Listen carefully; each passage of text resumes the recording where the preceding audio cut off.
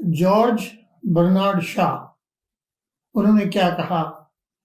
انہوں نے کہا آج کل جو مسائل ہیں گورنمنٹس کے، this he said in 1936 if I remember correctly، تو اس کا انہوں نے یہ کہا کہ اگر آج محمد صلی اللہ علیہ وسلم جیسی گورننگ اسکلز اور ان کا سوچنے کا طریقہ دنیا میں رائج کر دیا جائے تو دنیا میں پیس آ جائے گا۔ یہ بہت بڑی بات ہے۔ He was a thinker, philosopher، اور اس نے اس کی جو تھنکنگ ہے اس کو بہت سارے لوگ اپریشیٹ بھی کرتے ہیں، پڑھتے بھی ہیں، فالو کرتے ہیں۔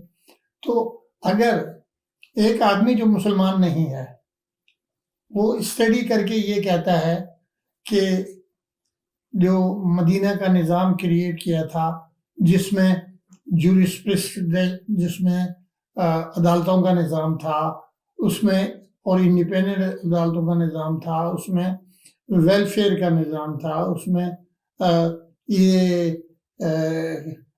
گورننس کیسے ہوتی ہے ہم نے، اور یہ انہوں نے کر کے دکھایا۔ تو اس کی بہت ساری جو اس نظام میں جو بہت ساری باتیں ہیں، ان کو الگ الگ تفصیل کے ساتھ بیان کرنے کے لیے ہم ایک اور پروگرام کریں گے۔ اس وقت یہ سمجھنا ضروری ہے کہ اتنا بڑا کراؤڈ اور کوئی انسیڈنٹ نہیں ہوا، کسی نے ان پہ گولی نہیں چلائی، کسی نے ان کو کی مار پیٹ نہیں کی۔ اس کی وجہ کیا ہے؟ The constitution of America protects, America کا کانسٹیٹیوشن جو ہے وہ آپ کو تحفظ فراہم کرتا ہے کہ آپ ڈس ایگری کریں، آپ پیسفل پروٹیسٹ کریں اور اپنی بات پہ کنونس کرنے کی کوشش کریں۔ یہ اور یہی قوانین پاکستان کے جو پاکستان کا